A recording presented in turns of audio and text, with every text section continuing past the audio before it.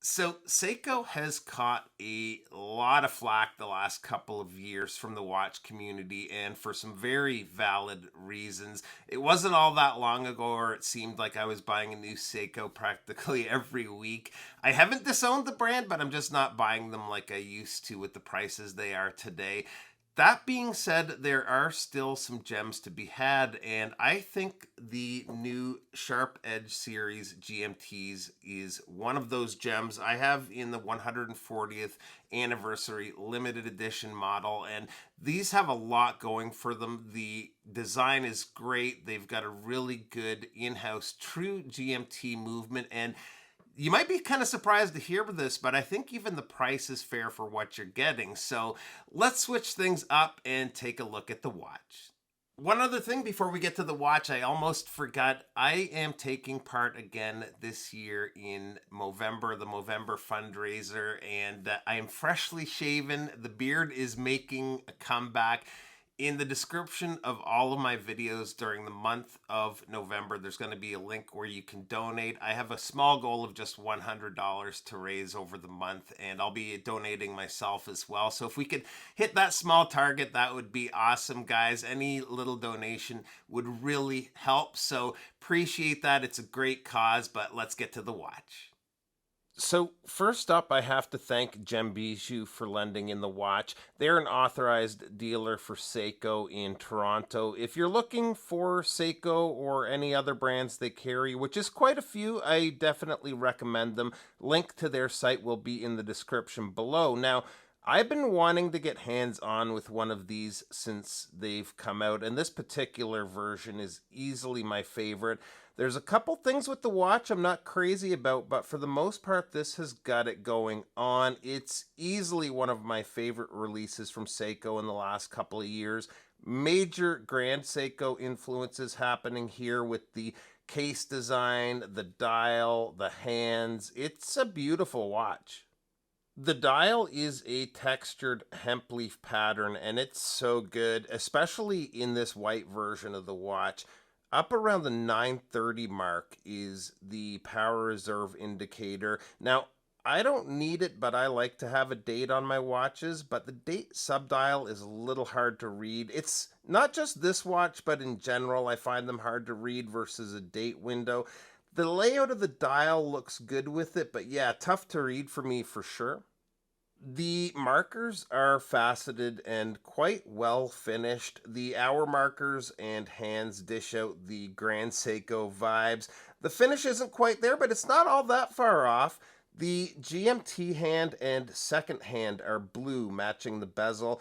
I'm not sure if they're heat treated, but I feel like they're probably just painted blue. The loom is pretty much what you'd expect if you're expecting super bright loom. It's really good even in the smaller hour markers, so zero problem with getting the time in the dark, and it's long lasting like it usually is in Seiko watches. So, one thing you don't see very often is a true GMT at this price point. A lot of the affordable GMT watches, you get a movement like the ETA 2893, where the GMT hand is adjusted in the first position. The movement in this watch is the 6R64, and it allows you to adjust your local time without hacking the seconds. So if you're traveling through time zones, you can adjust it on the fly, either forwards or backwards, and just leave the GMT hand to either your GMT time or maybe your local home time, whatever you prefer. Now, one thing I found a little weird was how they have the indicator for the evening and daytime hours for the GMT hand on the outer perimeter of the dial. On the top is white for nighttime and the bottom blue for day. Just seems like they should be reversed. It looks fine, but usually the colors would go the other way. The bezel on the watch is a fixed bezel and shows your hour markings in 24 hours for the GMT hand. There's quite a slope to the bezel. The insert is steel and coated to give it the blue color. It's blue, but it can easily go from blue to almost a black depending on the lighting situation. The case, especially looking at it straight on, is very much Grand Seiko-esque with the way it's shaped with those wide lugs. From the side, it's more Seiko than Grand Seiko, but it does have a good curvature to the lugs. The crown is a signed push-pull crown. The watch has 100 meters of water resist, which is good, but I would have liked to have seen a screw-down crown. The movement is on display through the case back. It's a 29 joule movement beating at 28,800 vibrations per hour and with a power reserve of approximately 45 hours. The bracelet is a 5-link bracelet. By Seiko standards, it's one of their better ones. There's a little play, but it feels fairly well built. The clasp is signed and made with solid steel, and they've profiled the steel here where it contacts your wrist to help with comfort. The only major drawback is the clasp only has 2 micro adjusts, but it's still a pretty decent bracelet, and I think it looks really good on the watch.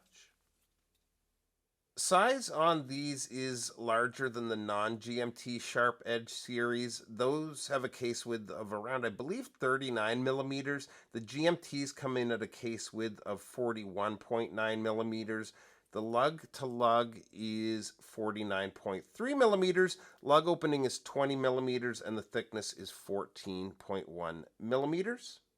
And here it is on my 7.25-inch wrist, and this just looks awesome to me. I think it's a gorgeous watch. Here's something that kind of came as a surprise. Cost on all of these, including the limited edition, is $1,400 USD. I would have expected a bit of a premium for this one, but it's priced the same as the non-limited editions. At that price and having an in-house true GMT movement, the price feels fair to me. There's not a lot of competition in the price range. Not long ago, Mito came out with the Ocean Star GMT with a modified ETA movement, giving it a true GMT movement. That's in a similar price range, very different watch, but other than that, I couldn't find much else that was comparable. I wasn't looking to add another Seiko to my collection anytime soon, but this watch has me seriously reconsidering that. So that is it. I'd love to hear your thoughts on the watch in the comments. Thanks for stopping by, and we'll see you real soon. Bye-bye.